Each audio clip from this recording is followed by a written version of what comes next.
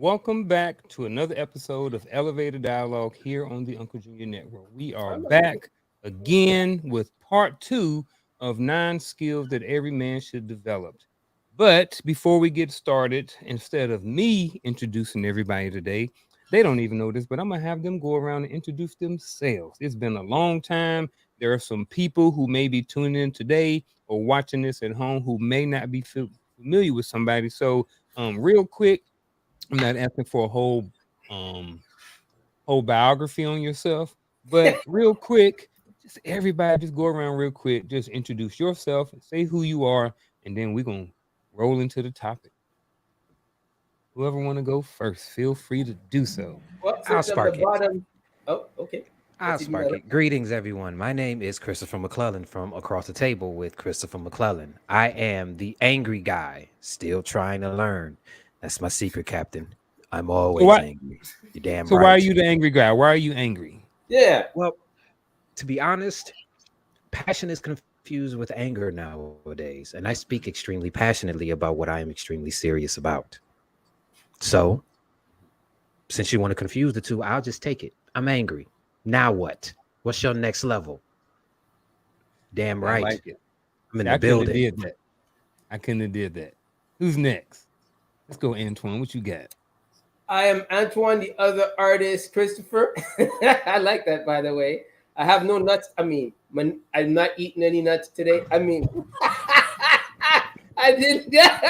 I, I meant, anyways, that's not how, whatever. And yeah, great to be here. Fuck. Oh, shit. What? I guess I'll go. I'm Roland Walker, also known as Poor Man's Dr. Phil. Uh, I do have nuts. No, let me stop. I ain't even gonna play with y'all tonight. But I'm here hanging with the fellas. That's it. Move on. I don't even know how to follow that up, man. My name is Dwayne Dwyer. I go by the Mindset Coach. I am the host of the Empowerment Perspective podcast. We do a show every Friday night called the Hearts of Men podcast. It hosts half of these gentlemen that's on this panel right now. And you can learn more about me at totalmindsetshift.com.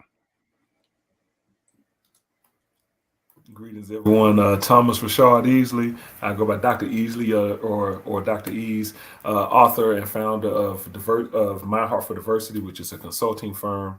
Author of the book called My Heart for Diversity. Founder and now one of the artists on the label called Easley Branch because I have 5. And have a podcast, the Heartwood Podcast. We're in our 5th season. So HEARTWOOD. And we focus like on the environment and stuff like that, and diversity and stuff. So please check us out. But I'm here to be here with the Kings again. It's been a minute, so it's good to see everybody. Good, man. Hey, I couldn't have did a better introduction than that. So I appreciate you guys for, doing that for me. I know I didn't talk about it before we jumped on, but again, I appreciate that. So, ladies and gentlemen, I appreciate everyone who is here in the chat, everyone who is here watching live at home, and everyone who may be watching this at some point on the replay. I appreciate you for being here. Last week we talked about 9 skills that every man should develop, and today we are going to kick it off again with part 2. So last week we talked about having a defensive mindset, the ability to listen to others, understand what is actually important in your life, and achieving financial maturity. Today we're going to start the conversation off with having self-reliance. So when it comes to self-reliance, what do you guys think are some misconceptions when it comes to self-reliance? And if anybody needs me to, I will. What I'm going to do is I am going to drop a definition in the private chat for us, and then I'm also going to drop it on YouTube for anyone back at home who may want to participate or reply to this in the chat. So with that being said, gentlemen, what did I say? What are some common misconceptions about self-reliance? I think That being self-reliant means that you don't need anybody. Being self-reliant is not the same. That those two things are not synonymous at all. At all. I agree. I was going there because it's the same as when when women say they're independent, and what they might be saying is that they like their independence. There's a difference between being self reliant, because even when you are self reliant, you still have a necessity for other people to enhance your growth, enhance your vision, and enhance what you have.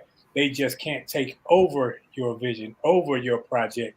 You are self reliant, as in you count on you to spearhead you. I don't need anybody to motivate me to do what I know needs to be done.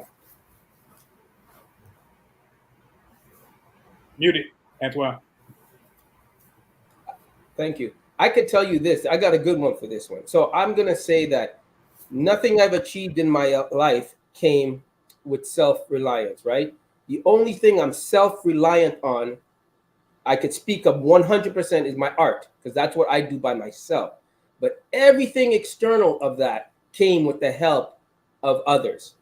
And just because I may have been the guy that drove there to see them, I may have been the guy that stayed in this room and draw, but I relied on, there was always somebody there to help me get what I need to get and where I need to go. But I was only self-reliant when I was in the art room drawing, because that's the only person that's there, right? That's the only gift I have that requires me. And I think that made me very protective of it. Yeah, that's what I'm gonna say. So I'm gonna go a different route. I'm agreeing with everything that everyone said so far, but I'm gonna change the perspective of it. I think another misconception when it comes down to self-reliance is that I can achieve the highest of my potential by being self-reliant. I can achieve some success, but I'm not going to achieve the entirety of my potential if I just only depend on myself.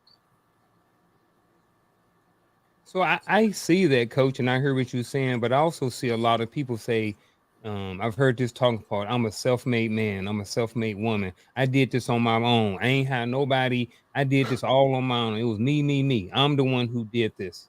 You know what I mean? So what do you say to like things like that when people say stuff like that? Because I got my own interpretation of it, but I like to hear what you say about it. 2 words: lies, arrogance. I agree. Hit I think it with it's ego, Chris. Oh man, I missed it. Hit it with ego. It was a perfect setup too, bro. Um, so I look back. Go I ahead. see this is what we're doing on this fine Wednesday evening. I was waiting. So I even look back at like when we was in the military, right? You know, I thought that I did a lot of things on my own. I thought that, you know, when I got promoted to E5 and E6, I was the one who was studying. I was the one who was, you know, trying to get better at my PT. I was the one who was getting better at my marksman qualification.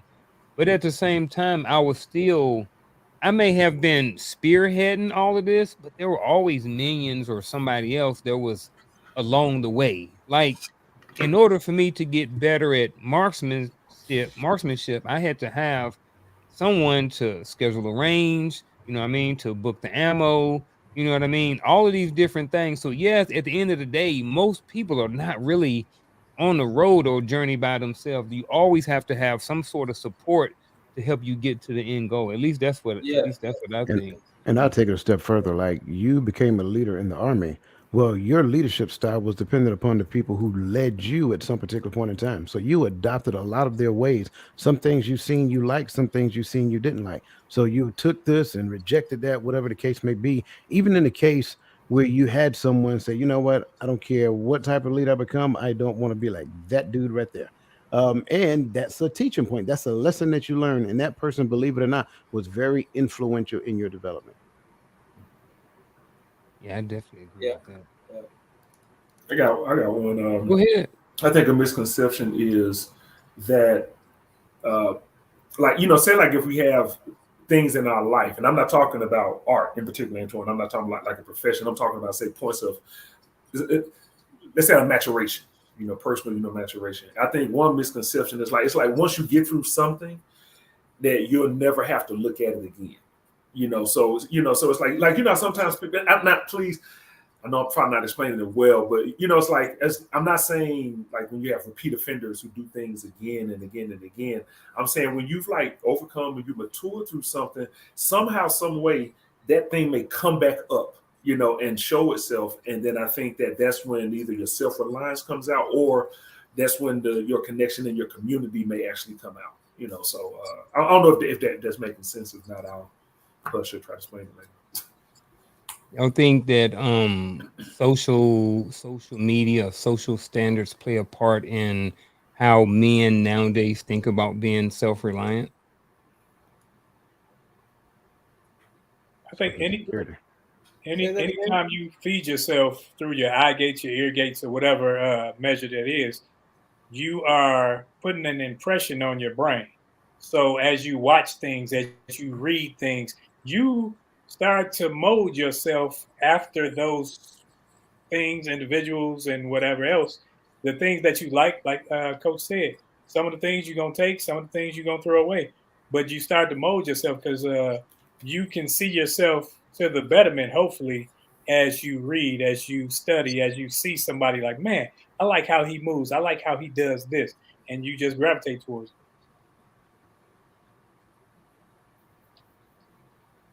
Muted again. What are y'all? I don't know how I keep getting muted. But anyway, with that being said, gentlemen, do y'all think, or how can self-reliance, because I think that, with everything, Coach talks about polarities. I think that there's another side of this too. And with that being said, what is the other side of this? How can, self-reliance contribute to positive or personal growth, or personal growth, or how can it be beneficial to be self-reliant? I think you just said it. I think most of the gentlemen in the beginning just said it, right? It has to be some degree of personal responsibility where you take charge of your life. Other than that, you're waiting on someone else to come rescue you. You're waiting on something to happen in your life that's going to change your circumstance. And I talk about it all the time. It's just entitlement. Nobody's going to come save you. Nobody's going to rescue. That's not their responsibility. I don't care what fairy tale you brought out of your childhood into your adult life. It is no one's responsibility to rescue you from the trauma that you impose on yourself. So when it Yes, comes down to this aspect of self-reliance, it is your life is your responsibility. Make no mistake about it. I follow behind absolutely, that. absolutely. I would say another good positive would be accountability. I think just after what Coach just said, like if you're responsibly self-reliant, uh, humanly self-reliant, not egotistically, what it really helps you to do is become one accountable to yourself, right? Because I'm going to make sure that I'm doing what I'm supposed to do, but then I'm also accountable to other people who rely on me, if you will. So and I just that just sparked after what you said, Coach. For me. Yeah, and I like to add on to what the doctor said also. I think it makes you stronger as well, right? Because there's a certain when you have no one else to fall back on but you tend to build up some resilience, some real good strength, and you start to dig deep and you find your own solutions. You go, you know what I mean? It's that trials and tribulations thing. You tend to go through it, and you're willing to struggle, and you're willing, and you become more positive in a way of thinking that I can do this. I've done it before. I've been here before. I know this. So it really makes you dig deep, you know? It really makes you get in touch with yourself, your inner core, I think. Yeah, I definitely. You muted yourself again. Yeah, I didn't hear what he said. I know. His lips move. Okay, well, you ain't muted yourself, but I guess I'll continue until you can. And I was always taught how you Well, do no, one it's thing is simple. how you do all things. Because if you are lazy in getting up in the morning and working out, but you saying I'm gonna push forward and I'm gonna do this and I'm gonna do that, if it's something that you say you want to do, it's up to you to get it done. It's not up to anybody else. You can't depend on somebody to, hey, we're going at 5 o'clock. You better be there. Because if you aren't there, it's not going to hurt that other person one way or another. It's going to hurt you. It's going to make you stagnant. And the more stagnant you become, and everybody been around ponds and stagnant water, when it sits there, sediments come on top and it starts to stink. And that's what happens in your life. That's what happens in your body and your system. So when you start to stink, then you start to be miserable within because you know you didn't accomplish what you set out for, and it disappoints you. It disappoints other people, but mostly you. How about now? There you There you go. go. Hey, what was that? I don't even remember what was that, man. Let me catch Roland just got finished talking about a stinking pond. a pun. The sediment, stagnation. Oh, stagnant pun. I get you. I will say that I think one thing when I think being having self reliance is a good thing. At the end of the day, people have kind of touched on it, and we've talked about it plenty of times that at the end of the day, for men, no one's coming to save you. So like at some point you have to get out of, hey, eventually someone's going to help me, because a lot of times as we are on this journey, I remember when I started this YouTube thing like a year some time ago, like there were certain people who, I didn't have the support, or people who I thought were going to support didn't. You know what I mean? Like I got a totally different group of people up here than what I kind of envisioned at first. But one thing that I learned is that, you know, you can't necessarily always depend on people. I think that we have to gain and get support from other people. But at the end of the day, like we always talk about, no one's coming to save you. So you have to have a certain amount of self-reliance in order to make it. You have to be able to think for yourself. You have to, be disciplined. You have to, all of these different things. And like Antoine said, and I really agree that, this helps build a lot of resilience in people. And that resilience comes in, is very handy once there's trials and tribulations and stuff like that in your life. You can be like, man, when you're resilient to certain things, it makes trials and tribulations somewhat easier or sometimes more manageable. At least that's what I think. If I may submit as well, because I agree with the self reliance, personal responsibility concept as well. And of course, that's one. It can be an extreme, just like dependency can be another extreme. So I want to kind of offer to the table the concept of balance, because I think regardless of which end that you find yourself on or came from or whatever that looks like, you have to be careful not to be overly one thing or the other. And that being said, once I get to the point that I become self-reliant, I become independent and all that other great stuff, that's not a bad thing. It's only bad when I use it and project it against people as though it's a badge of honor. So the other side of that is realizing that it is my responsibility to build a bridge with others. I don't necessarily I'm like Garfield, I'm with you 100%, right? When you start a venture, like you have in your mind like this utopian concept that everybody who started with you is going to follow you all the way to the promised land because we're going to do this together. Come on, we're all doing it. Yeah, right. Sounds great in your mind, but they got their own journey. And I think that's the other side of it. Like I had to get to the point to where I became completely accepting of whatever someone else choose to do for two reasons. First reason is so I ain't mad at them. You know what I'm saying? That's the first reason I had to get that way so that I don't get mad at that person for making a choice for their own life. Like when you really stop and think about it, it makes perfect sense. The other side to it is that we're still friends. Like we're still cool. We just don't do it the way we used to do it. We may talk like once a month, once every 2, 3 months, whatever that looks like. That's okay because they're on a journey and I'm on a journey. And every now and then we may pick up the phone and call each other and kind of compare notes and see if what I learned during my journey can help that person and vice versa. They didn't do it because they wanted to spite me or get at me or anything of that nature. It's just what they had planned for their life. You got something, Chris? You muted, bro. You muted. Everybody already said it. Like self-reliance builds personal growth because it shows that you can do it. But it doesn't mean that you don't need other people sometimes to do it. You understand what I'm saying? Everybody already said it. And that's where self-reliance and independence are not synonymous. To me, I don't think anybody is independent. Everybody needs somebody to grow. You I understand what don't I'm need no saying? man. Don't see. I'm not doing this with you tonight. I am not doing this with you tonight. You are not about to bait me into doing this. No. Oh man, I agree. I think a lot of good talking points have been said about self reliance. I think at the end of the day, to kind of sum it up, I think, what Coach said, we need to be some balance in there. It's okay to, you got to look off of yourself at the end of the day. You know what I mean? But it don't mean you have to take the journey and do everything by yourself at the same time. We got gentlemen up here. I know everybody up on this panel. If I needed something, I could be able to call and say, hey man, I need this or I need that. I need your help or support in something. I know, not feel, I know that these gentlemen up here would try to support me if they could. And definitely the feeling is mutual for everybody up here. So with that being said, we're gonna move on to the next one. The next one is, and number 6 is never lose your curiosity. And I know that a lot of people look at this and be like, man, curiosity, how does that play into me being an adult? So I'm just gonna leave it there. I'm not gonna give any context behind it, but as a skill that men should develop, what are you guys' thoughts on never losing your curiosity?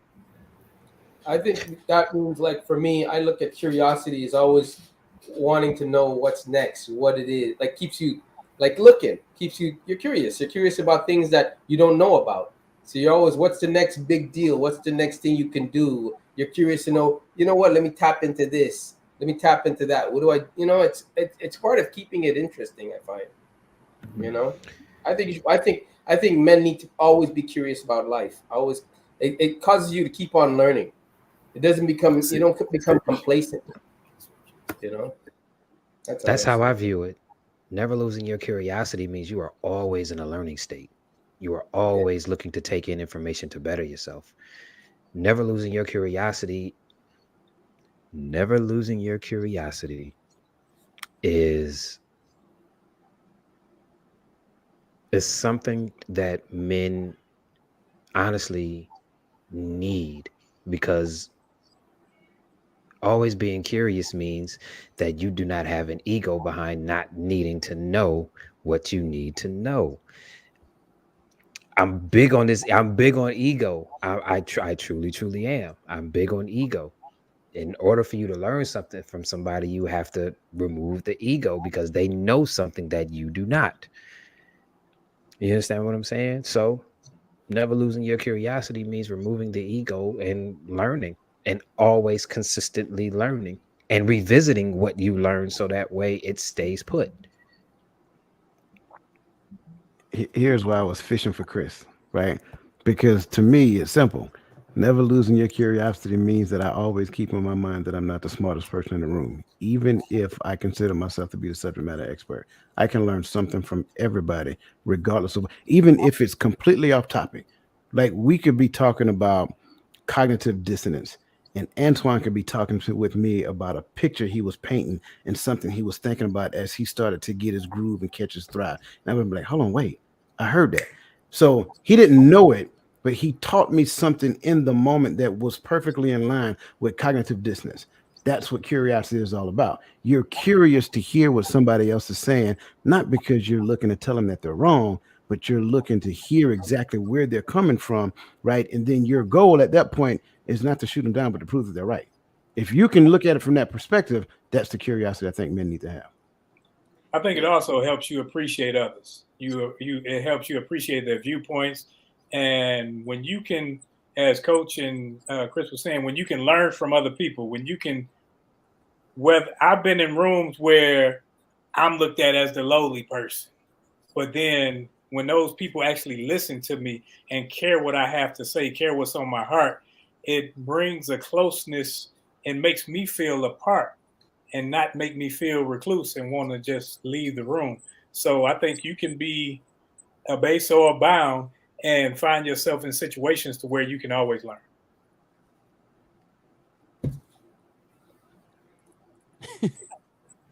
Dr. Easy, like he don't got nothing. Everybody said it. I mean, like, that's it. You think curiosity stimulates creativity? Yeah. Oh, Yeah. Well, Antoine, like, Of course. yeah. so we're Oh, yeah. Antoine, this is directed directly. I mean, this is addressed directly to you. Like, how much of what you create, or how much have you created over your years, has come from curiosity? or how much you have learned, like when it came to your art and what you know now, how much it is your passion, or it's like kind of that passion in what you doing being a creator, how much of that passion and creativity and curiosity, how much does all of that kind of work together? Okay, so I would say the curiosity comes from which material you're going to use on a certain project. See which one works, right? Because each project has a different medium. Each project has a different feel to it, you know. So that's where the curiosity comes from. Like, what are you gonna? Which one will work best for that? For subject matter, it's curious to see what people will like. What's the going trend? How can you make something different? And if you make it different, what kind of audience? You're curious what kind of audience would respond to that. But most of the curiosity comes from what materials you're going to use to bring out that. You know, yeah, that's how I would explain it. I remember growing up, man. My mama probably speak to this. Like I was very like adventurous and very curious. Like I just like to know random stuff. Like I don't necessarily want to know what the masses know, if that makes sense. I want to know what the masses necessarily don't know. So like lately, for like the last week, I kind of been in a rabbit hole. I've been looking at slums, right? Just I don't know, I might have mentioned it before, but just looking at slums from across the world, like Davari and in different parts of the countries and other countries and how they're living in the slums and stuff. And it is amazing. Like I've been going down the rabbit hole, like I said, for almost 2 weeks, just looking at different videos on YouTube, and it's just interesting to me. It's just curiosity, just wanting to know more about something. And I think some of it got sparked.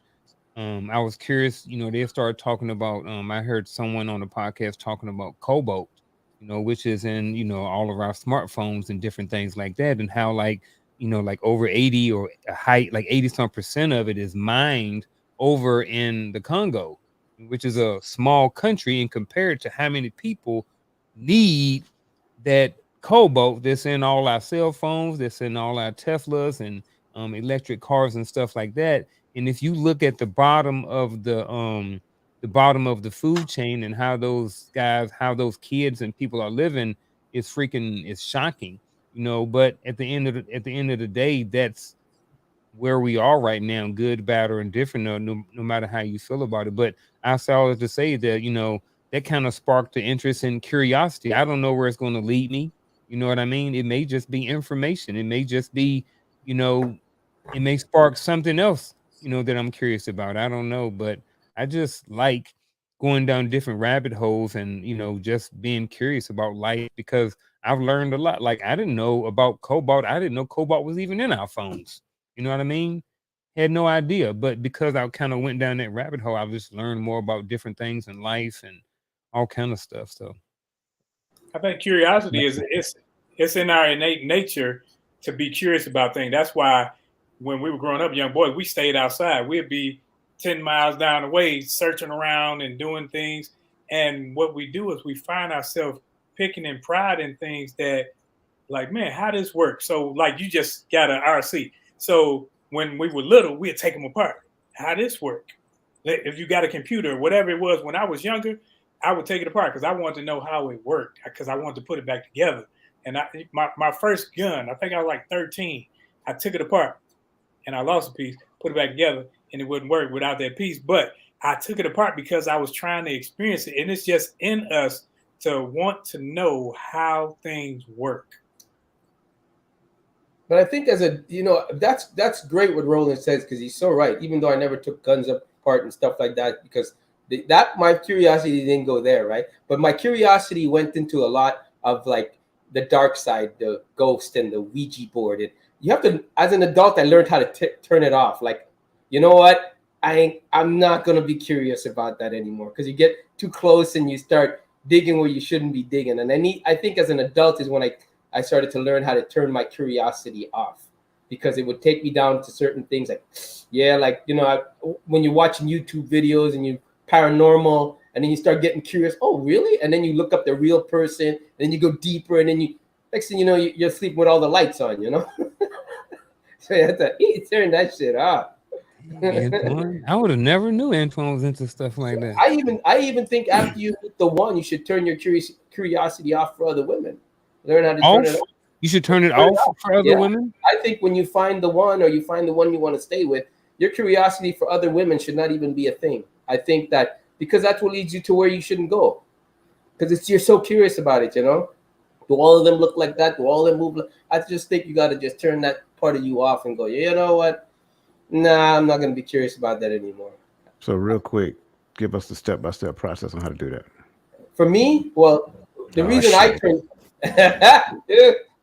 It was rhetorical, bro. Don't Okay. do it. Don't do it. Oh, you got a notepad out, man. You're ready to take notes. I think. Look, Chris was too. Yeah.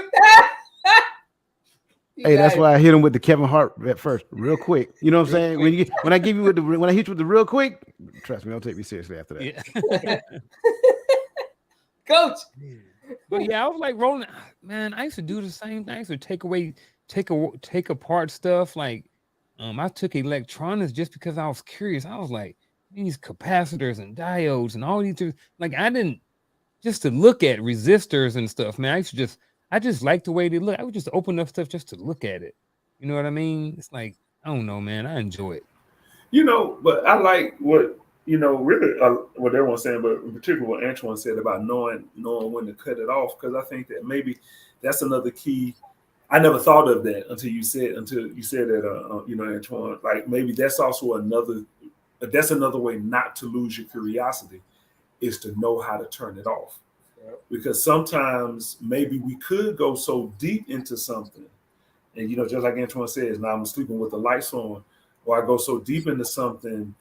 Like, look, everything y'all said, I did the same thing. I stopped picking things apart when I started breaking things. So it's like at first I would pick them apart and I was good at it, but I stopped doing that when I realized that I wasn't fixing it. So in my opinion, like that's where I would say, okay, maybe my curiosity, like that's where Antoine said, it's like, okay, now I can turn it off. Like, man, I know I want to do that. That's going to be cool. But let me be wise about that because I'm probably going to break it. So that's why if I pull anything apart now, it's mine. I don't pick apart nobody else's stuff. Like you lend me something, you getting it back the way you got it. Okay. Especially if it's your child, because your child ain't coming over anyway, because I don't want to be responsible for that, to keep him or her. But if it's a gadget or something, oh my God, I got you, and I'll make sure that you get it back. But there's one thing I want to say.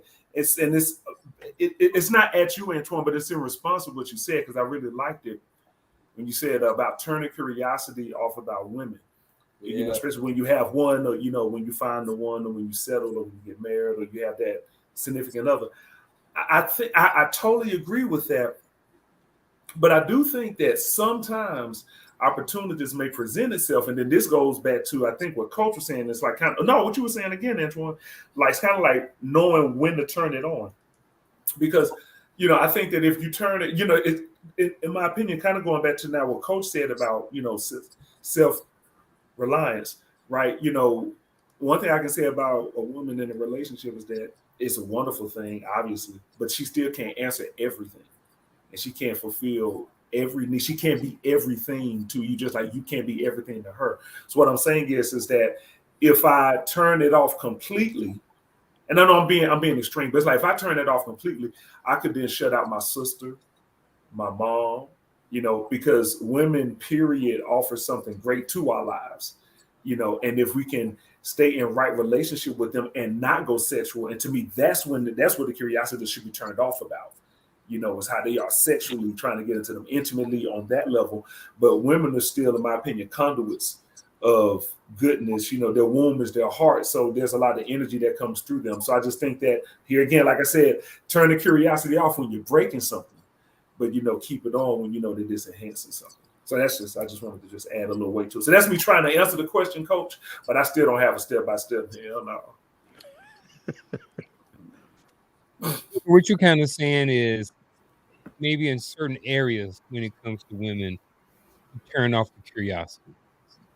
Yeah, definitely. I'll give you one. Like I had, I'm sure we all in relationships, or not, you've connected with or interacted with someone who you may have been attracted to or who you were attracted to. Okay. I've had it in life where I inappropriately explored that attraction, and you know what? That's the curiosity breaking Yeah. something. All right, okay, and I end up breaking something. I mean, I built up my ego, but then I broke a relationship and maybe even caused emotional harm, nothing physical, but like emotional harm. Okay, later in life, when I turned it off, did exactly what Antoine said. Turn it off, period. But you can also do it in a relationship, or just as Chris is doing. You can be in a relationship and turn something off. You cannot be in a relationship and have something turned on. So it's like knowing when to do it. And so then when I would then meet people who I would potentially find attractive, what I made sure that I didn't do is, okay, I'm not going to go to their house. I'm not going to engage with them a certain way. We're not going to talk late on the phone. I'm not going to flirt. You see, it's like there are these certain things, that I did. But if it was in a professional setting and I was able to connect and have a conversation, the thing that I noticed is Right. the attraction a lot of times isn't about filling a hole. The attraction sometimes is not about getting with somebody. The attraction sometimes is the curiosity of learning. So then once I am able to turn the what do they call it in the Bible? You got the carnal man and you got the spiritual man. So if I turn the carnal man off, the spiritual can see, whoa, like this queen actually has a lot to offer me. And that's actually how I found my business partner. You see, who's working with me now, woman, she's great, married, but beautiful. I can admit that. But listen to her when she run in the room and just watching. It's like, these people got to listen to her. So I just want to say that. But you know what, doctor, I want to just simplify it by saying, when you have a girlfriend and then you find that old number and you're like, man, Cheryl, I haven't spoken to her in years. Don't be curious. Cheryl. I wonder if this number is still good. And you know why you calling. You're not no. Put it back into delete. Just no argument. No argument. Is that what you mean by when some guys like to want to know if they still got it? Yeah. Is that being curious? You just want to know if you still got the swag. And you don't. You're good at home. You got it all at home. You're good. Just go home. You don't need to go to the bar. You're good. Don't go with your friends drinking. You're good. I think all that comes from a level of experience. Yeah. See, when you've experienced something, sometimes you're like, man, I won. Or when you want to experience, that's when the person has to say, man, I got to check myself, because I know if I keep reaching, it's like I tell my grandkids, I tell them it's hot. After that, you're going to figure it out by yourself. It's hot. Because I'm not going to keep moving stuff for you to figure out it's hot. You're going to burn yourself, and then you'll learn not to touch it. And see, that's how we are, but we will keep reaching until we touch it. Then we get burned. And then we got all these excuses and like, Mr. Clinton and stuff. I didn't do this, that, and the other. But you have, as a man, you have to be in control of your lusts and everything. You got to make sure that no one else can move you that way, because most people, if they say, hey, let me see, I'm trying to see how I can say this. If somebody came to this platform and said Roland was out there messing with a bunch of dudes, simply knowing me, they'd be like, nah, go ahead on. But if they say, hey, he got caught up in this party and all them girls, whatever, the old me, he's, okay, I can see that. See, that's why you have to know yourself. So when you put yourself in that confined space with Cheryl, who you ain't talked to in a minute, and she got on her little sweet smelling perfume and looking good, you got to go. You got to run like that's Potiphar's wife right there, if I'm gonna go there. But yeah, you got to train yourself to stay out of those situations. I love this. It's gonna be slow. Be patient with me here for a second, because I like what Dr. Easley said. How he used to, take stuff apart and break it, and then eventually he would get to the point to where he stopped breaking it, because if he broke it, he bought it. That's Dr. Easley. Now, little Tommy, but just break stuff and gets behind whoop. When he got his behind whoop, he stopped breaking stuff because the pain from getting his behind whoop was more intense than him breaking the thing that he was breaking. I think as we listen to everybody say that, you guys said a measure of that, but I want to offer something different.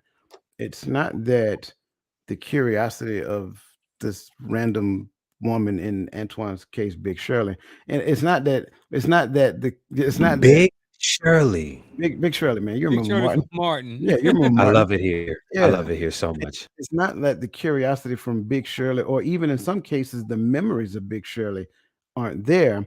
It's just that the math that he does in his head says 1 + 1 could equal 3, but the one that I got could equal a future. And so instead of being curious about Big Shirley, he is more curious about the future that they plan together. That's where mature men exist. They focus their attention on the agreed upon future that that they have with their partner, and then they focus their energy there. Even though Big Shirley come through smelling like Liz Claiborne and Egyptian musk, it's fine. You know what I'm saying? It's good to see you. Can I call you? No, I got something. I appreciate you though. Thank you, but I'm gonna go back over here where it's safe, and I ain't gonna get my behind whooped, and I ain't gotta buy it when I break it. Coach, could I jump in? Absolutely. My God, Liz I'm sorry, Claiborne. man. Maybe have some white Egyptian diamonds. musk, Chris. I'm messed up. Okay, no.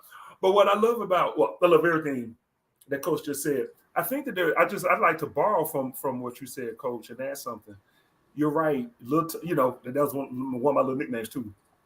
Little Tommy. The discipline that I got, I didn't want to experience that anymore. Right? As I grew up and became a man and my conscience kicked in, when I would break hearts, that felt like a beatdown. So that's why I stopped. So exactly, literally, you're right. We're saying the same thing because it was like, that's what it would be for me. It would be pain. And I should be like, and most times it wasn't even intentional. You understand what I'm saying? Like, it wasn't like I was going in for that. And it's like when I got there, I'm like, how the heck I get here? Oh, again.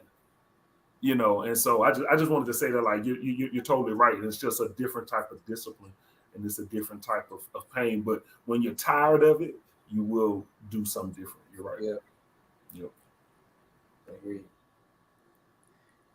I mean, if curiosity can be I guess what I'm saying is this: what are sometimes people, we look at older guys and they're like, this dude done lost it. I've heard people say, I stopped being curious, or I stopped dreaming. It's a big one. I stopped dreaming. You know what I mean? So I'm kind of putting that into the curiosity spot. So what are some ways that people can keep dreaming or stay curious? You know what I mean? Because life happens and we get busy. And I mean, sometimes my wife has to tell people at work to make sure I eat sometimes, because I just be so focused on stuff. Or even while I'm here at the house, I'm so focused that I can't even eat. Or that I don't eat, just because I may like what I'm doing in the moment and I may not want to stop. And I'm so focused and I'm like, I got to go. And I'm like, look, it's going to take me such and such amount of time to complete, and I can get it done and I'll eat then. But then I forget. I've had food sitting right here beside me and forget that the food is right here. So I can totally see how people can lose their way because they're so focused on something. So how can what are some practical ways or some ways that people can stay, curious about life? I got one, and it's kind of comical, but I actually mean it. Introduce everybody to Antoine. Now, let me explain what I mean by that, okay? When I say introduce him to Antoine, because Antoine is this kind of an artist, because he's this kind of an artist. When I work with young people, and I always ask them, how many of you see yourself as an artist? Age 4 to 8, every hand goes up in the room. Age 9 to 13, 80% goes up. Age 13 to 17, 40% goes up. By the time they get to college, no hands go up. Yep. So, so jokingly, but seriously, to a person who is willing to still use his hands and let what's coming in his mind and his heart out to life. So we need to not shut down the artistic side of who we are. Because to me, that's, in my opinion, that's where it starts. Okay, it starts there. If you quelch that in a kid, it's going to be, oh shucks. No, it's not just you, it's me. I'm delayed on my side. So I'll just say this slowly and then shut up. I just think if you quelch the artist in people, then the creativity gets stifled, and then that is when the curiosity gets shut down. And that can happen at any point in life. Man, keep rolling. Don't stop. Don't adjust. You know what I mean? I if I can fix it later on, I'll fix it. If I can't, then keep rolling with it, man. Don't change, don't adjust anything. Just keep being you. Go ahead, coach. Yeah, so I agree with that, but I also want to, because I think sometimes what we do is we only view art as a form of something that is produced by somebody who is using their hands or using their voice or standing on stage acting or something that people get paid a lot of money for because that's the popular stuff. But here's the reality of the truth: everybody has artistic qualities in them. The problem is that institutionalized learning has taught you to suppress it and you don't realize it. That's why I do what I do, and unfortunately, people pay me a lot of money for it. I don't mean for it, unfortunately, but yes, I'm being honest. Because one of the things I find myself doing, and I find joy in doing it, is finding a way to pull the artist, the dormant artist, out of the person, get them to think, imagine into a future that they would Yeah. not have either seen coming from the neighborhood that they came in. Think about it. Some of our upbringings have been so traumatic that you are stuck in what we understand as survival. So all you do is think about how to survive, what I'm gonna eat, what I'm gonna wear. In fact, what you do is you focus on the wrong side of it. You think art is how nice I can dress myself up so that somebody else outside of me can give me a compliment based upon what I'm saying, well, based upon what I'm wearing, and then you will confuse who you are with what people say you are based upon how you look, and that is totally wrong. And the other side to it, because you know how kids are, kids has no filter. So a child will tell you that you ugly out the gate, and then that destroys that destroys the interior man. So it's a lot that goes behind this. But back to your point, Dr. Isa, because I Yes, know sir. that you're right, because I Yes, sir. see it all the time in adults. They get so complacent in this rat race of Mm-hmm. just doing the same thing over and over and over and over again, and it becomes a very complacent and a very boring life. And ultimately, they just get to the point and say, you know what? I don't live my life. No, you haven't. You haven't even begun to live life. The only thing you did is you got caught in a cycle of repetitiveness, not even realizing who you were created to be. Coach, please, if I can just please, because I got an answer. I see at the bottom, you said, what are some practical ways to stay curious? Something that I did and I still do to this day. Everyone in here has a home and you have your furniture where you like for it to be. Every so often, change it around. Trust me, Feng Shui. it may seem simple. Every so often, change it around. Move your couch to the other side. Move these chairs around. Move the kitchen table over here. Go in your Yeah. bathroom. If you share a bathroom, you know, with the significant other, switch the sinks. Move things over and watch what happens. Because what ends up happening is that you can't get used to it. So you get out of the rhythm, which keeps you curious. Now I'll say this and then how I use it practically. So I do a lot of consulting. You know, that's why I appreciate you, Coach, what you said, because you just sparked something in my mind. And when I do a lot of my diversity consulting, and I'm not trying to insult in particular white people, but one of the things that I have learned in my practices is privilege can really make you ignorant. Because when you have too much privilege, your development gets stunted. If everything is being given to you, if you're the norm, right, then there's nothing for you to expand and grow outside of. So that's I just wanted to just give another way of what you just said, Coach, because you got it with the children for sure. But I think that's what happens when we become adults. We build our life exactly how we want it to be, and that could also be another way. So a practical way is switch things in your house every so often. You know what I'm saying? So that's I just want to give an answer. Yep. And keep a I'm high going to expectation.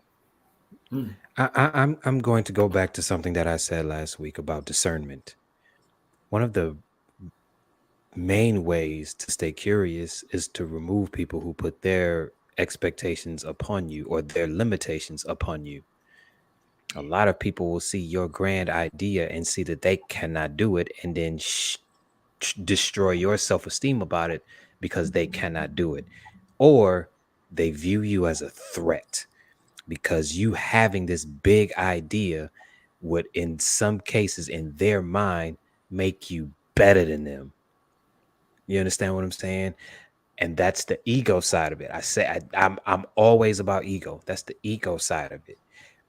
Stay away from people who limit your dreams because they cannot see them manifesting in their lives. That would be where I would start. And I like everything y'all was saying. And I want to just add in because Coach, and whoever on my page, y'all should see. Like, I consider myself an artist when I cook because I find joy in doing certain things. And I'm like, okay. When I first heard about it, I'm like, how am I gonna do that? So I looked it up, and when it comes to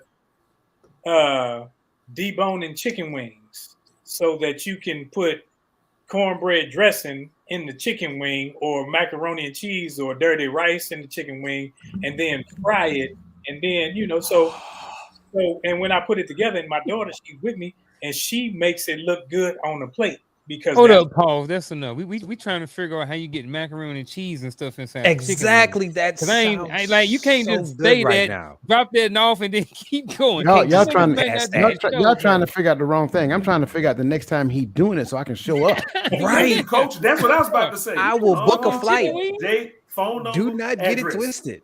Yeah. Hey, matter of fact, I Good tell you, points. one day we gonna meet together, and I do it because that's one of my passions. I like to cook, and as I like to cook, people will say, "Well, you should be doing this. You should do this." No, it's my passion. I'm not gonna allow you to put your parameters on my passion. So, like next week, I think I may be doing smothered turkey wings, and because I want to do stuff, and then my daughter gonna plate it and make it look good. It's gonna go on the page, and people tell me you ain't do that, and I can say, okay, it doesn't dampen me. It doesn't dull my shine because I'm looking at it like, man, I'm not doing this for the accolades. I'm doing this because I like to do it, and it gives me a like it's probably, I don't know if it's the same as when Antoine goes in there and he finds himself painting something and like, man, this is what I want to do. I'm gonna make it happen.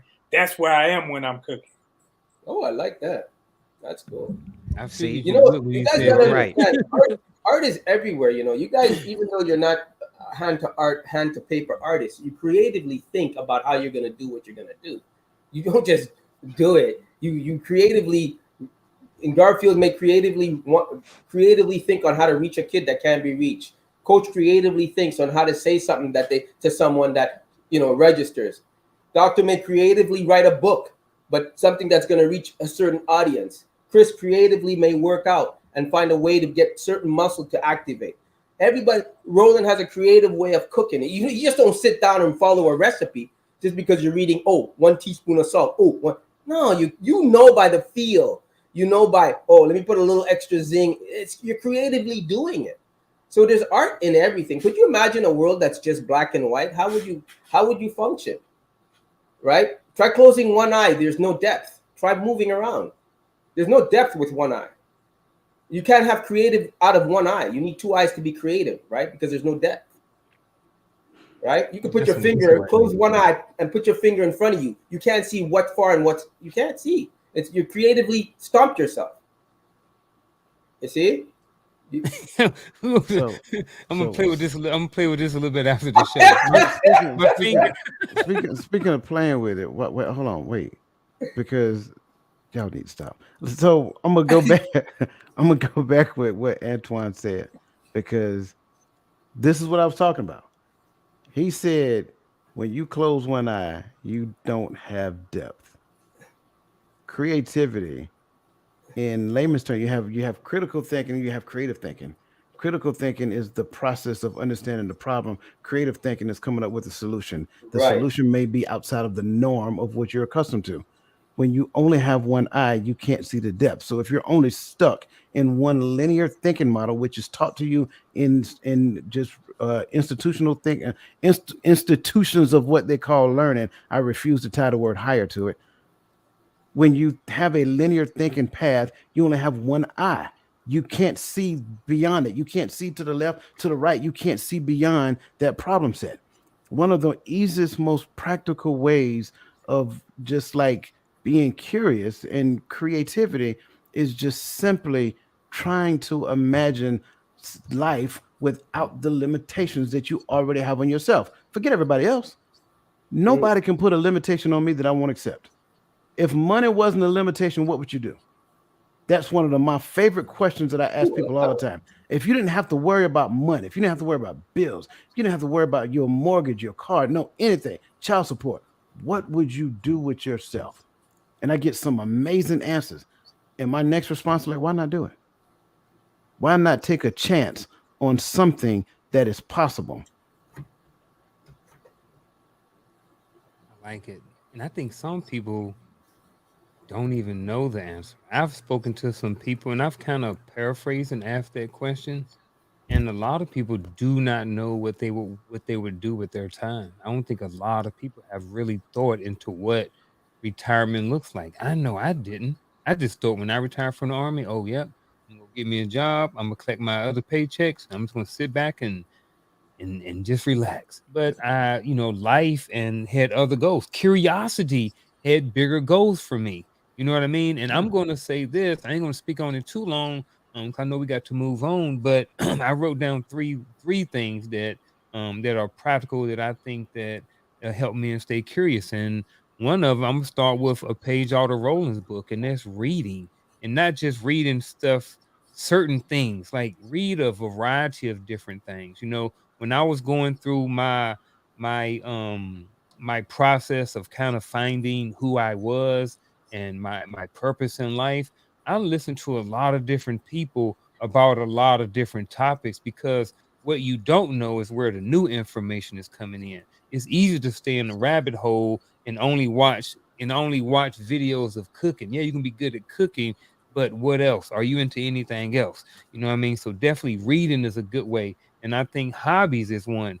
Like, we was talking about RC cars. I bought another one today. So they're fun, but something happened to one of them, and I was like, I was going to take it to the shop and get it fixed. And I was like, no, I need to learn how to fix it and work on it myself.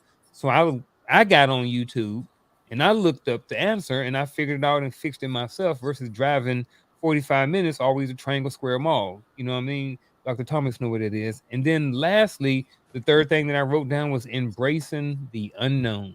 It's just the name of a mall. I'm just being Yeah. extra. Oh, I got that Triangle Square. I never thought about that. Yeah. So yeah, but embracing the unknown, I think a lot of times we just don't know stuff and we'll just stop and not try to learn or just rely on what we think we already know or our experiences or something like that instead of moving forward, getting outside of our comfort zone and just learning something different. So just embracing the unknown, I think is another great way. But um real quick, gentlemen, moving on. We're going to move on to number 7. We got about 30 minutes left to tackle 7, 8, and 9. Number 7 is simply this. What do you guys think about this? Don't assess your worth from your career or based off your career. I agree with that, man. I have I to. know, yeah, I because got it. that was me a little bit, probably staff sergeant. It was probably the rank where I was like, this is who I am. I'm Staff Sergeant Martin. But that was like who I thought I was, just all of my identity. And I was way more than just the staff sergeant, but that's something who I identified as. And just because I was in certain positions or roles, I would just be honest, ego got in the way. And sometimes I did think that, that's what I was worth, good or bad. You know what I'm saying? So for me, that was I definitely can see how it's not valuable or not ain't necessarily the best thing to do is just to, if that's all you got is your worth is, just your career. I think it's more than that. I don't think I don't. Well, the old starving artist thing, right? If I was to base it when I was younger, because I graduated in marketing, if I was to base it when I was younger, art would make me money. That's like a starving artist. Art, you don't really make money in the beginning, right? So I needed a job to fund my art, besides what my parents did. So I don't think you should do that. I don't think you can find your passion based on how much you're going to make out of it. I don't think you can do that. I really don't. Your passion, I'm talking, not a career. I'm talking about your passion, what you meant to do.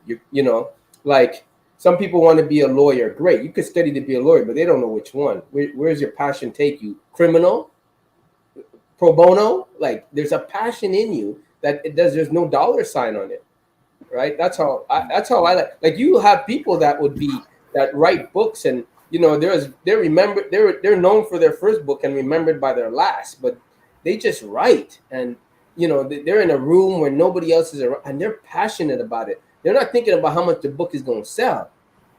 they're thinking about how the book will be received, right? And I think there's a certain, if they were to put it on how much the book is going to sell, I don't think they'll be as creative as they would be, knowing what they want to say. I just don't see it. You know, that's how I see it. I would say, first off, distinguish the difference between your job and your career. Yeah. Oh, there's a big difference. Ooh. That is where I would start. Mhm. Because a lot of people punch a clock and go to a job that they hate. And a lot of people have a career that they just went into because they just thought that they were supposed to do it. Yeah. You understand what I'm saying? Instead of saying, "Is this what I really want to do? How about I let this quote unquote career that I have fund what I really want to do, Mhm. and let's Yeah. see how many people I can help doing what I really want to do." You understand what I'm saying? So I think that's where we should start. And again, this also goes back to having other people put limiting thoughts into your brain saying that you only need to do this because this is all you can do because that's all they can do. Man, there's so, this talk is so great because creatively there's so much fucking, excuse me, there's so much out there, man. If you just open your mind and see the damn rainbow, it's like there's so, the only limitation is the one you put on yourself, right? So I see it like that. I see the world like that. I don't see color because I see color all day. But there's no limitations on what you want to do if you creatively think yourself to get there. I just can't express that enough. And I think that's in everybody. I just think you need to tap into that well. You need to find that wave. Don't look at the prize, look at where it's going to take you. I think that's a big way of staying curious. And that's why we got to get away from limiting people, because people will limit you by their experiences. Yeah. And, Right. and when you, like, if I'm ever somewhere and they got museums and they have something where I can see something and I can learn, it's like, man, I want to go. Let me experience this. Because when you experience multiple things, therein lies your passions. Here we go. You find out, oh man, because if I would have found cooking or the culinary arts back in the day, I'm like, man, I would have been did this. I would have went to school for this, and I would, because I find myself gravitating towards it, and like I cook in my house, but it's different from cooking from people and cooking to make something. So when you find a passion, it beats whether you find a job or a career, something that's going to make you money, because it brings you joy and inner peace. You can sit up there and do your passion and calm down. You can also make money. I appreciate that. I love what you just said, Brother Roland, and then also what you said, Antoine, because it gave me, you actually just helped me out when you said if you focus on the experience and how people are going to take something, vote versus or instead of focusing on how much money that you're going to make from it. And then what Brother Roland just said, about it'll bring you peace, it'll calm you down. But then I want to go to what Brother Chris said, because I'm definitely with you. And I think that there are those of us, if we stick with it long enough, maybe if we get the right support, maybe we can turn our passion into our job. Maybe we can turn our passions into our careers. And then, in my opinion, if you do that, or when you do that, especially everybody here, like they're doing it, in my opinion, I would probably then assess some of my worth on that. I probably would, because now it includes not only skills, but it includes what Brother Roland saying, it's my passion now. So it's not really about money now. I think And I proved everything. is not work anyways. See. Yeah, I'm on board with this. But I also want to say that I don't believe that we cannot, like, okay, so going back to this statement, don't assess your worth from your career. But I will also say that your career in some cases is necessary for you to understand your worth. Like, I will be completely transparent. Most of us, and I don't want to speak for anybody, but I know I didn't understand my worth when I left home, when I joined the army. So like Roland said, if I had known that my life would turn out like this, I would have started earlier. But I also believe wholeheartedly that my life happened the way it did so I can do what I'm doing right now. So it's it's infallible for me to assume that the things that took place in my life wasn't necessary for me to have the awareness that I have right now. I think one of the most important things that happened to me, and I know Garfield and Roland, you guys can relate to this. When I was retiring out of the Army, there was a GS-14 by the name of Annie. She was doing the Department of Labor workshop, and she stood in there and she said, "There's two things I want you guys to remember. Number one, I want you to go to my page, pull out this document, and I want you to look in the lower right-hand corner. You're going to see a number." She said, "I want you to back up against that number and don't go beyond it. I don't care who you talk to trying to get a job from this point on. You don't accept nothing less than that." Let me tell you something, bro. I am open. I am open to hear what somebody is teaching me. When she told me that, I never forgot it. The second thing she said, if you decide to get a government job, she said, look at what you make right now. Go look at the pay scale of what that equates to. That's the job you go for. Don't let someone talk you into you just got to get into the system.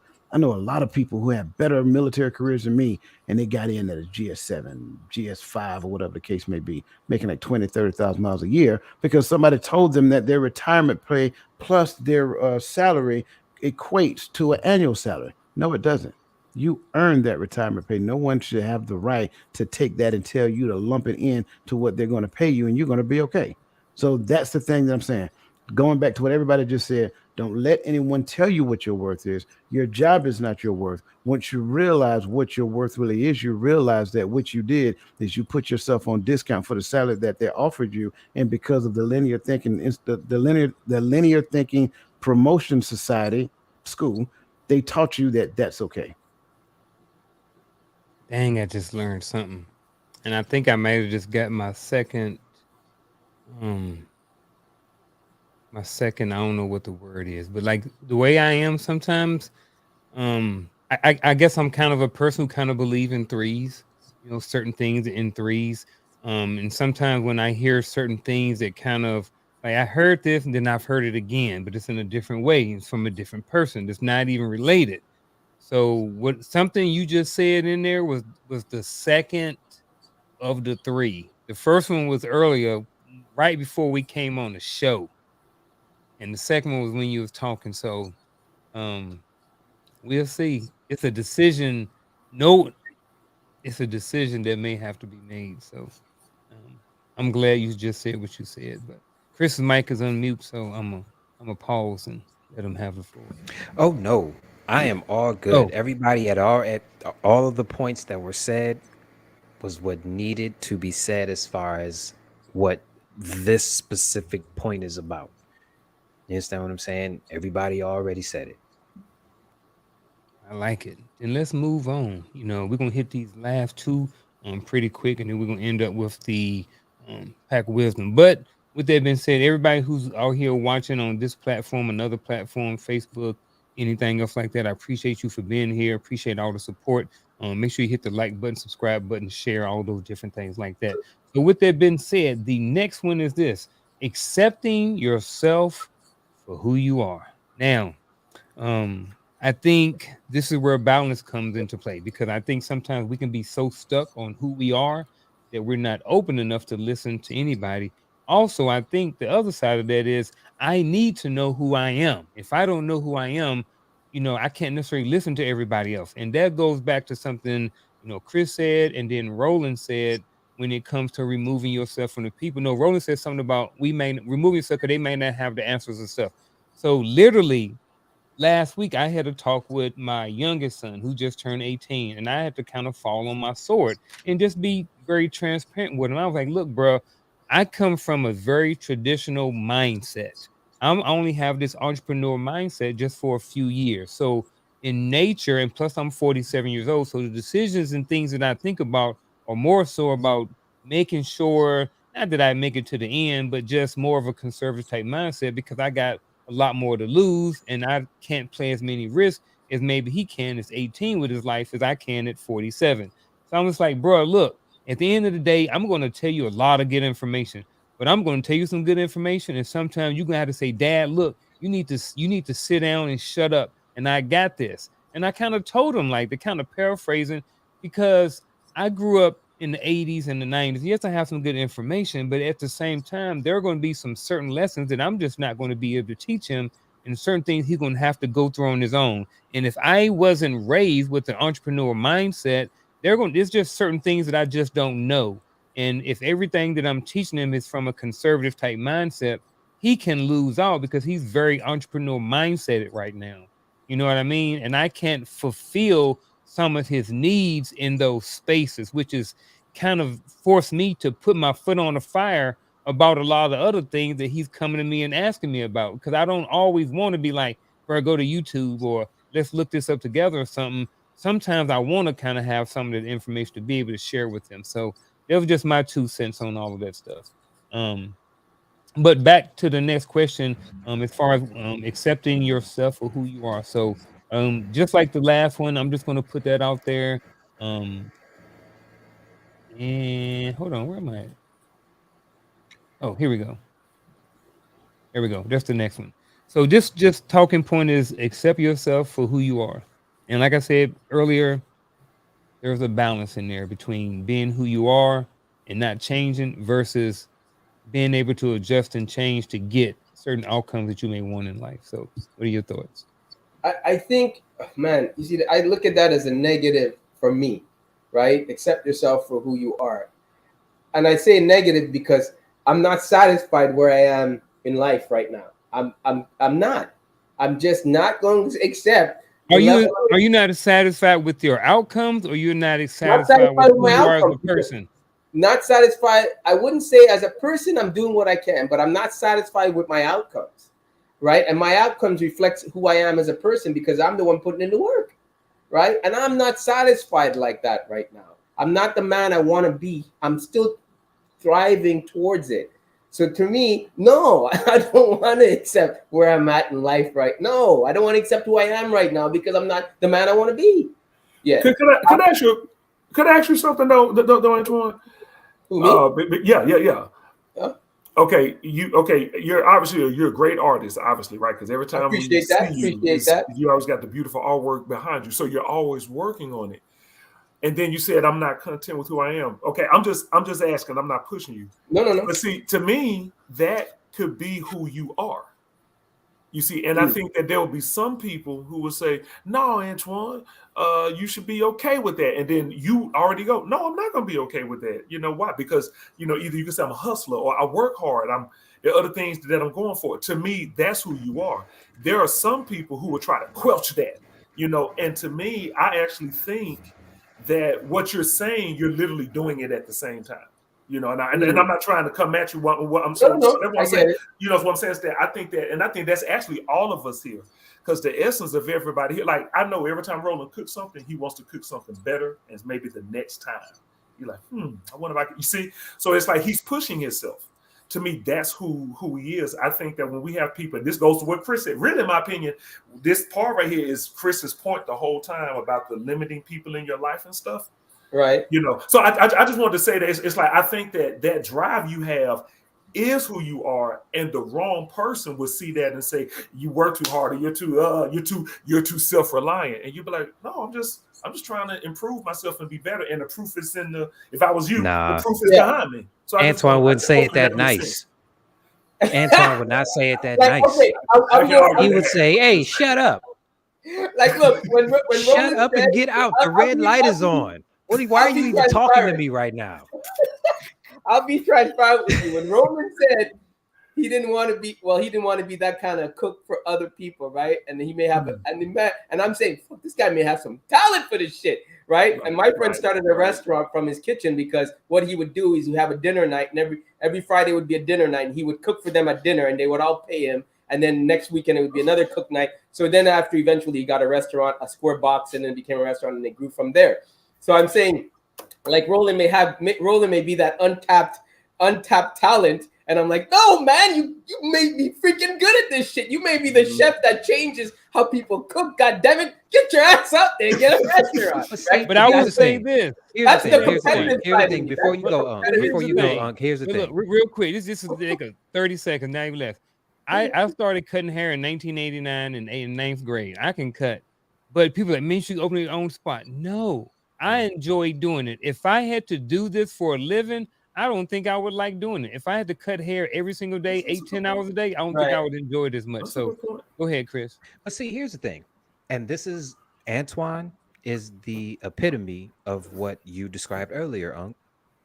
At Antoine's core, he is an artist, but he knows that he can do more. So he's making room in his artistic style to be more. That's really what it is. When I am in the gym, I am a gym head. I love working out. I am strong as hell.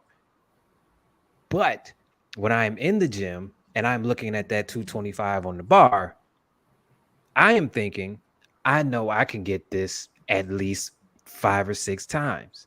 Yesterday I got it for 10 in 3 different sets. Wow. We are what we are at our core, but we are making room for growth in what we are. You understand what I'm saying? Yeah. It's clear. And this is where I jump in. You don't know who you are. That's the key. The key is wherever you are, you're growing, you're learning. That's it. You are where you are so that you can learn that you may grow. Once you stop growing, you're preparing to die. That's it. So when people say I know who I am, or they automatically shut down, even like even a even a broke clock is right twice a day. So I think a lot of times what we do sometimes when people tell us stuff, it's more so of us rejecting what they're telling us, not necessarily considering some of the things that they're sharing with us. I always say there is no absolute in any man, period. Even the person that's wrong, there's something about what they're saying that has a degree of rightness in it. It may not be righteous, but it's an observation. Now, if you come at me saying I feel, I'm I automatically, and this is a me thing. I'm being honest. When you start a sentence off by saying I feel, what you're telling me that everything that comes after that is not objectivity, it's based upon your perception of what you observe. I'm not concerned about your perception of what you observe. Give me the raw data. If you give me the raw data, I have nothing but complete respect for you moving forward because I will take it as face value, observe me, and then put it into practice. But once you hit me with the I feel, I'm done with it. I'll listen to you and I would thank you for your response. So that's the thing. I think when it comes down to this, accepting yourself for who you are, everybody's in the space of learning and growing in learning who they are. See, and make sure I'm not muted. And that's called being a man, because we like to box ourselves in too. Being a man is a multifaceted thing. That means I'm a father, I'm a grandfather, I'm a husband, I'm a lover, I'm a boyfriend to my wife. I still got to be that too. I got to be all these things. I got to be the cook. I got to be the person that gets things done, the business manager. I have to be all these things. I can't just sit up there and say, well, I like to cook. No, you can't just cook, because men in First Kings 2:2, it said when who is it? Samuel, somebody about to die. He says, "I go the way the elders show," and he's telling his son, "Show yourself a man." That means whatever needs to be done, you make it happen, and that's what men do. We make it happen. I don't care what the circumstance is. Men got to stand up and make it happen. We got to stand firm. And so when it's know myself, I'm ever growing, because as I have new experiences and new adventures, then I'm saying, man, I like that. So I'm gonna reach out and I'm gonna start to do that. So as I start to do things, I start to like other things and dislike other things. And I put some things like, I may put some games to the side. Say I used to do that, but now I'm reading more books. Now I'm teaching more. Now I'm helping young men grow. And that's just what men do. You got to know yourself, and you got to know that you're ever learning and ever growing.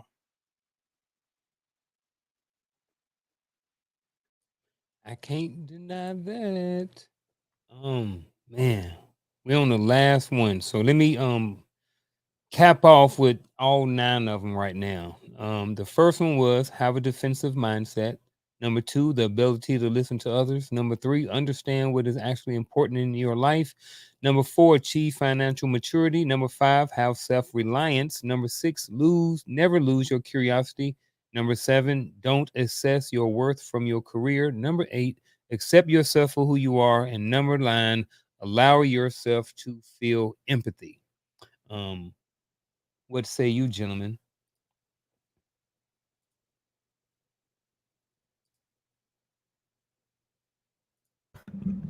Somebody muted.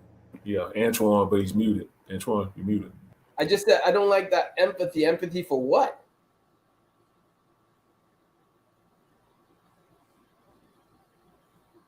Like what? When you empathize or have empathy for how, because everyone has their own experiences.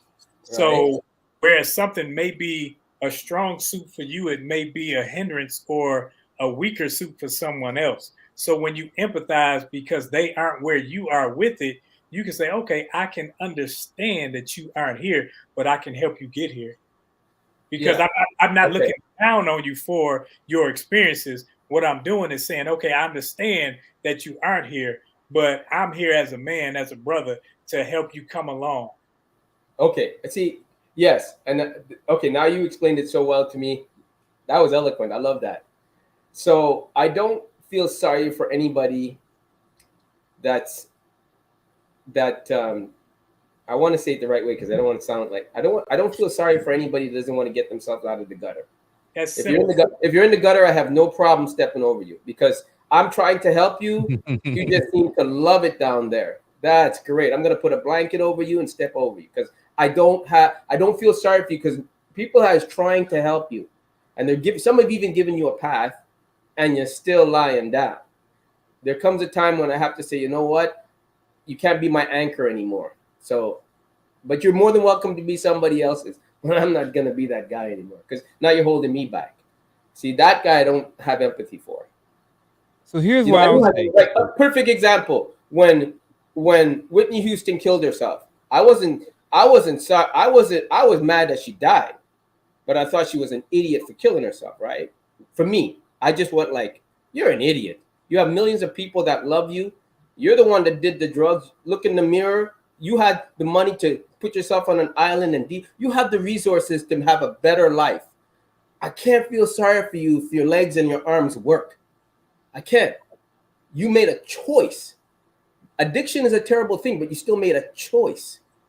And I'm not feeling sorry for you. I'd feel sorry for the guy on the corner that can't get help, but he's a drug addict because he has no left or right to turn to. But I can't feel sorry for you. No. That's how I look at it. I'm very cold in that way, if that's what people say. Because I'm not, no.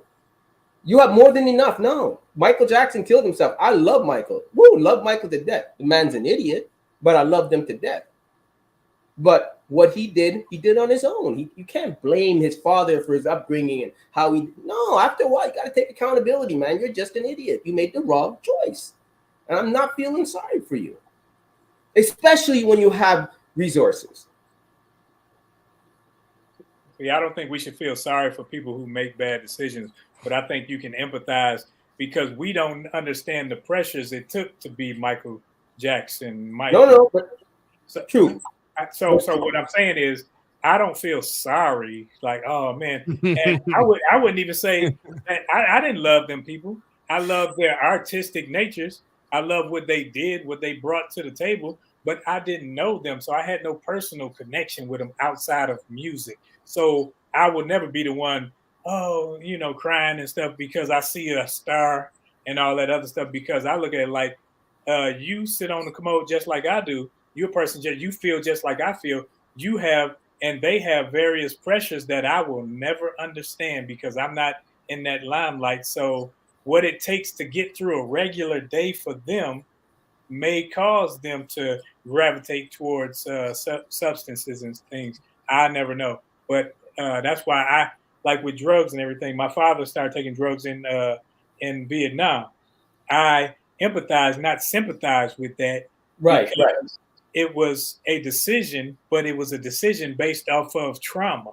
So as a person that try to help people get past trauma, I have to be empathetic enough to say, man, let me dig into the person to see why they tried to quench the hurt with the substance. Okay, but this is my defense to that. You signed up to be an actor. You signed up to be a singer. You know what comes with it. Don't get mad because people run up to you in the street and ask for your autograph. That's the price you pay for the life you chose. So don't get mad at the people for wanting an autograph. You're supposed to lose your privacy. You're supposed to, because now you're a public figure. The only privacy you have is when you're in your house. and when you're in the confines of your own environment, but you lose that privacy once you step out those doors, because that's the life you chose. So don't get mad. Don't expect all the fame and fortune and the money that comes with it and not pay the price or sacrifice that comes with it. I'm not feeling sorry for you on that. Sorry you took drugs. Sorry you were an idiot for doing it.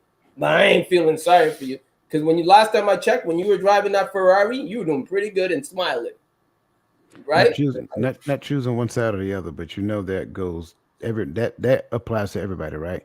When we were in the army, people could have said you chose to do that, you chose to deploy. Right. You know, for those people who work long hours like lawyers, you chose to be away Right. from your family late at night. You see what I'm saying? So that fits everybody. It just Everybody. depends on what you look, how you look at it, though. You're right. Right. I agree, Coach. That's perfect. Exact. Thank you. Yes. And I'm glad Roland brought it up like that too, because he's right. I'm empathetic for his dad because of the situation he was put in. That's different from me, right? Because that led to a certain outcome. I'm with you. Yeah. I think it is different. Like everybody is saying, I think I'll just bottom line it. It is difficult. I mean, it's different to feel empathy for somebody's situation that they had no choice in, and Yeah. feeling sympathy for a situation that they put themselves in willingly. You understand what I'm saying? So I think that's where discernment comes into play.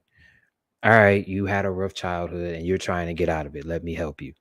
Or you spent your 20s and 30s sitting in front of the television playing video games and smoking weed, and now all of a sudden you want my help. Show me you can do it first. Then I will help you. You understand what I'm saying? So empathy is difficult, but it is also situational. I think the thing that makes empathy difficult is that we have to move our opinion out of the way. That's the reason why it's empathy. I don't have an opinion based upon somebody else's life. I only have compassion in an ear that looks to hear it from their perspective. The minute that my opinion becomes a decision making factor, it's no longer empathy. That's why it says allow yourself to feel. You have to move yourself completely out of the way. I can't have an opinion about what somebody chose to do with their life. I can't have an opinion about the bad decision that they made. Trust me, I made some bad decisions too, right? Once I put my opinion in there, once I say, well, I wouldn't have done that, or I look at it from the perspective of that was a bad decision, or so forth and so on, it is no longer empathy now. I am just compassionate. I get that, man. Lot of Yeah. great I things like being that. said, and I think this also. Um, I think this kind of falls in line with just feeling empathy for yourself, and what I mean by that is kind of sort of giving yourself some grace. And I don't know if these two words can be interchangeable in this, but I guess I'll just speak about the grace part. And if it works with empathy, if it does, and if it don't, then oh well. But my cousin called me out there about that yesterday, and she was like, you gotta give yourself some grace about some things that we were talking about when it comes to like parenting and different things like that. And she highlighted some of the things, positive things that I have done as a father, which kind of in that moment made sense, and I received all of those things, and went forward with it. But gentlemen, tonight, it's end of the show, but real quick, what we're going to do is, if you guys don't mind staying on for another 5 or 10 minutes or so, is instead of doing the pack wisdom or the final thoughts tonight, I got 10 true false questions when it comes to the last 2 weeks and these 9 skills that every man should develop. So with that being said, I'm just going to pop these things up, and then as I pop them up, whoever wants to do the true or false, feel free to do so, and we'll see what happens. So like I said, these are from a combination of last shows and this show. So there may be some things that we didn't necessarily talk about this week that may be there from last week. So true or false, developing a defensive mindset involves being aggressive and confrontational in all situations. That is Yes. false. And I would say Yes, hold on. Before clarify what your true, yes, does that mean true or does that mean false?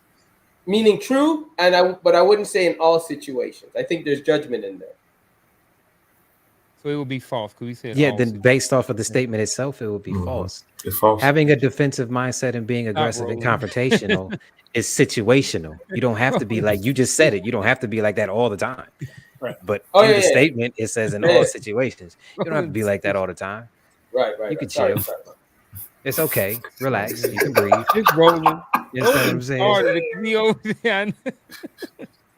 And coach is trying to not to laugh. I promise, man. I love it here. I truly do. I love it here Be so back again much. next week. All Hey, All right, I'm ready now. all right, y'all ready now? All right, so Okay. And number we got two. all falses across the board. All right. Yep.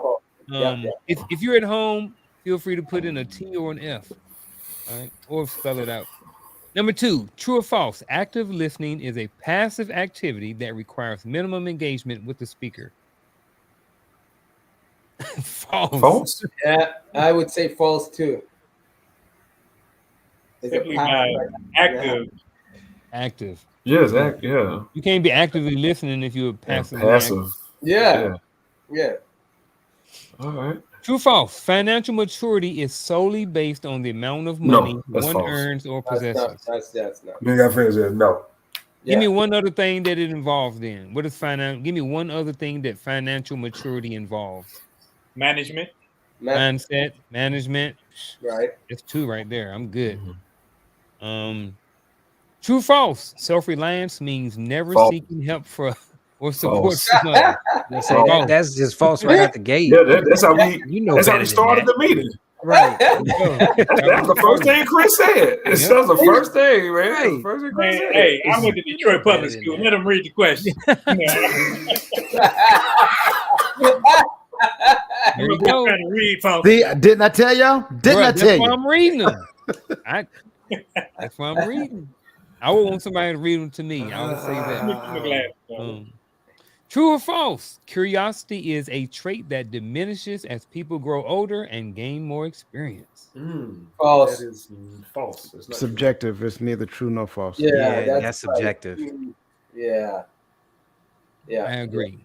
I think I see it a lot. I hear it a lot.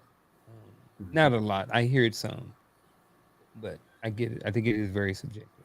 it's the only reason why I don't. The reason why for me it's only false is because you say it's a trait that diminishes, and traits don't diminish. Something has to happen for the trait to diminish. So that's why that's a scientism. So that's why this statement itself is not false. It's not true. Period.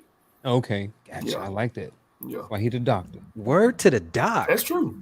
No, I got to admit that is true. Yes. True or false? Assessing your worth. Hold on.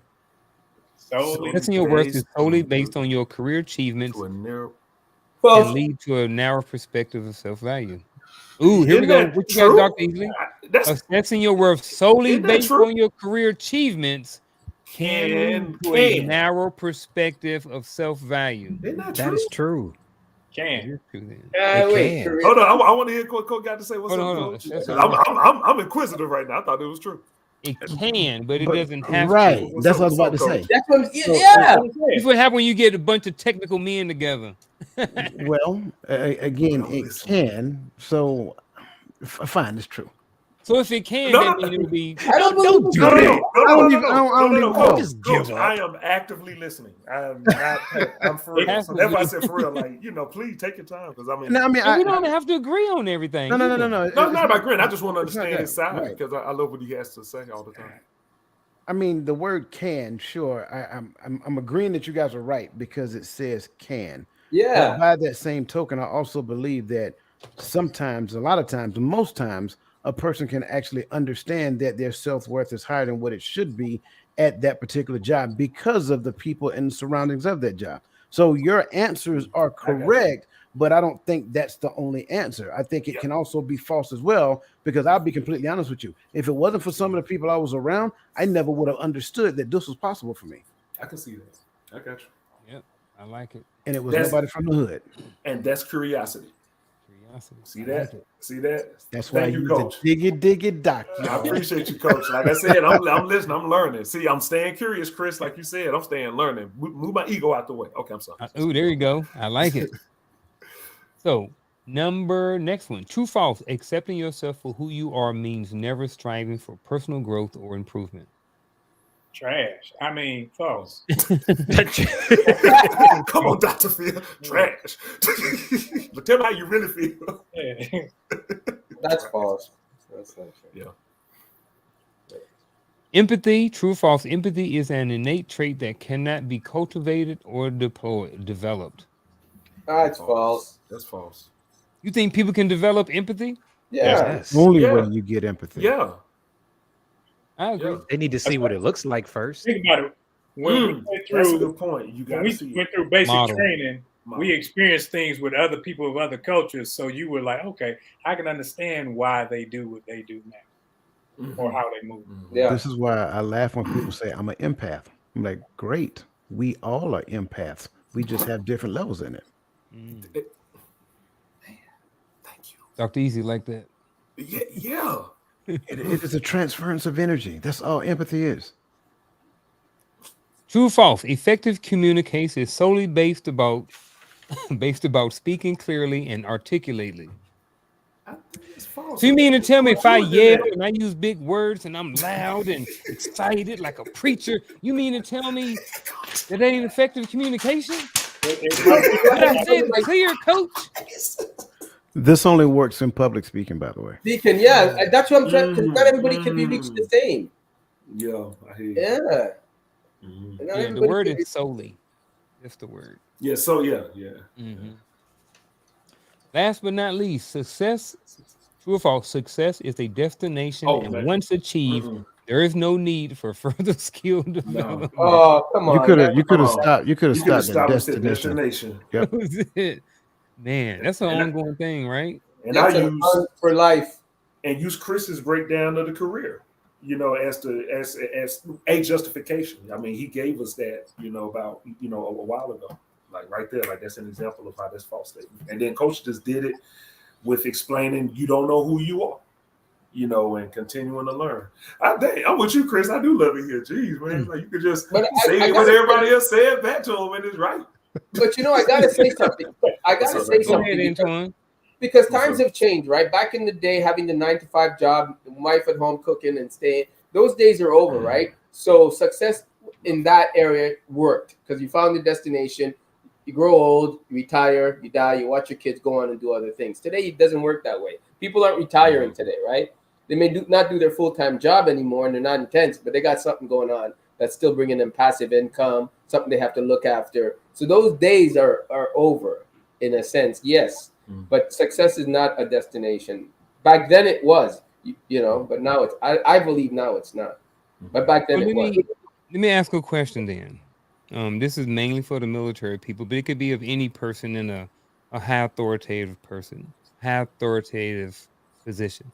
So top of the line for enlisted is E9 Sergeant Major or Command Sergeant Major, right? A lot of people in the military, they like, you know what? I want to make Sergeant Major. They go to the boards, they do school and everything they need to do, and then they make Sergeant Major. How much do a 24, 26-year Sergeant Major, they've reached the top? Why do they need to continue skill development? I don't want to talk about once they get out. I want to talk about for like why they're still in the military. Why they still currently in a position. They made it to the top, Command Sergeant Major. I'm working for the 4-star general. You know what I mean? Well, I'm at but- Command Sergeant Major of the Army. I can't get no higher than this. I've reached the pinnacle of the enlisted ranks. I am Right, the that's- top non-commissioned officer in the Army. Why is there any more need for that Command Sergeant Major to develop more skills? Okay, but just because he reached the pinnacle, right? His knowledge, he's gonna rewrite the book because his knowledge, he's gonna gain more knowledge, and he's gonna say we should include this because up here is great, but we still should rewrite the book again. Doesn't stop at that level. I believe when you reach that level and you're able to say, listen, out of all my years of experience, this needs to be changed. This needs to be added in the book because it's not practical. And then somebody else is going to come along, use that knowledge, and be in his position when he retires and say, you know what, that worked back then, but this needs to change. I think it's always going to be evolving. I don't think nothing stays stagnant anymore. I think that, you know, I think in order to keep the position, you have to keep learning. Just because you got the position, you understand what I'm saying? There's always knowledge to be gained when you have it. But is that me? Is that me just bottom lining it? You understand what I'm saying? Just if you've reached the pinnacle, there are things that you are going to have to learn to stay at the pinnacle. Just like And now, you are going to also have to understand that there's going to be somebody that's going to replace you at the pinnacle. Just like now, they're learning new ways of dealing with people with this LGBT. You know, they're learning this system. Lord. No, but they are. So they got it's new avenues that they got to learn, new structures. Because when I was in, you couldn't have a beard. You had to do this. So now you have to relearn. But at that point, you are more in teacher mode. Because now you're in development of younger enlisted members and officers and so forth and so on. So when, like me as a grandfather, I never stopped being daddy. I just got to parent younger people. Like I got grandkids that are teenagers. So I'm liable to have great grandkids soon. Preferably not. But if I do, now I got to teach them to be better and teach their grandkids to live and be better. So you never stop growing, never stop developing. Yeah. But see, I think what you just said, Brother Roland, thank you. I think to answer, go back, bottom line it, as Chris already did, what you said, bottom line it again, but to go back to Unc, I think the real answer to that is at that point, it depends on the person. And if the person, I guess he, in this case, right, we know it's a he, but if he's in that position and he takes that attitude about what he's doing, in my opinion, that's when he kind of becomes harmful. Because there's still an opportunity to learn everything that Roland said. I don't have to repeat genius, so maybe that's what I should do. But but I think that if he goes, okay, that's it, then that's when what Chris just said is when he's really in trouble. Somebody's coming for their job, like somebody's coming for. But I think as long as you stay like what Roland just said, while someone can come for the job, you can hand them the job. Versus somebody taking it from you because you shut the door on your own development just because you're in that position. Like you said, you're in the door, but you got to stay in the house, But of course, I don't know the whole military stuff. I'm just saying from a position standpoint. Yeah, I get that, man. I definitely get There's no such thing as pinnacle in humanity.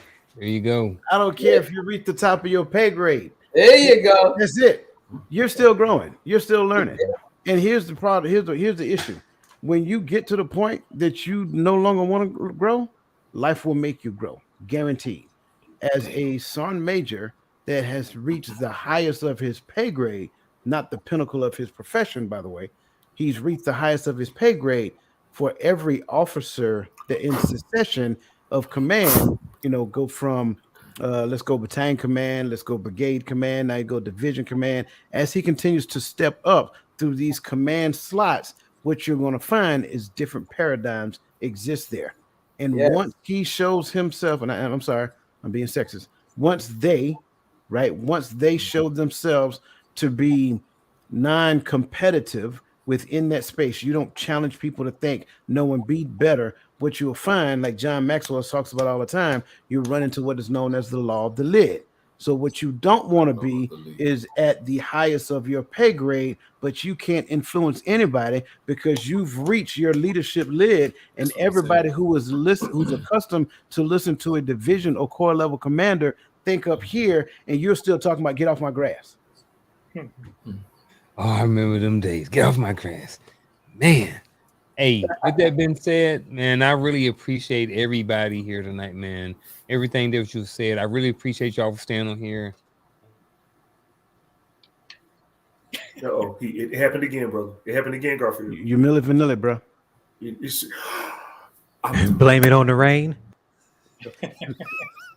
He lip syncing. Coach, you're still muted. Listen, you need to do open mic or something because you've been, bro, like your response. It's on some tail level, boy. I'm just like, what? Am I good? You good? Now You good you now? are, yes, Okay. sir. Now you All right. are, You but were this saying, man do we comes like from your Milli beard? Vanilli. You cannot deny that was funny.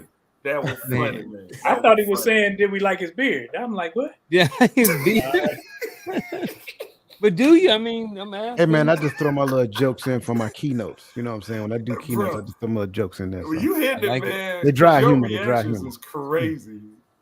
Well, I would say this, man. I really appreciate y'all. This is what I was saying. I appreciate y'all for being here. I appreciate you guys and everybody else who watched this for staying in an extra 15 minutes or so to get through all of these 9 different talking points when it comes to the skills that men should develop. Again, appreciate it. We will be back again next week. I haven't talked to the men yet. I'm thinking about doing Tuesday next week because I got something on Wednesday. Either not having a show, but I'm thinking about probably just doing it Tuesday.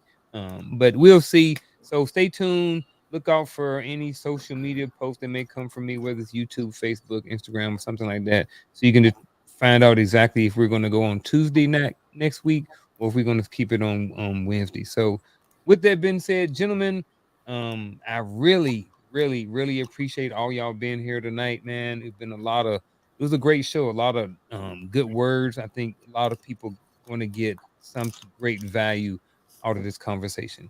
And with that being said, Code Talk, Vic not here tonight, but he started doing a podcast 8:30 Central Standard Time on his platform, Empowering Perspective Podcast, this Friday at 8 p.m. Eastern Standard Time. Dr. Easley, Antoine, um, Roland and Chris, all of our descriptions. You want to get in contact and reach with us, jump on our social media, podcast, follow us, anything else like that. Check out our buy some merch or anything like that. All the information is in the description. So with that being said, gentlemen, appreciate you. Everybody at home, appreciate it. We will see y'all again next week. We are out.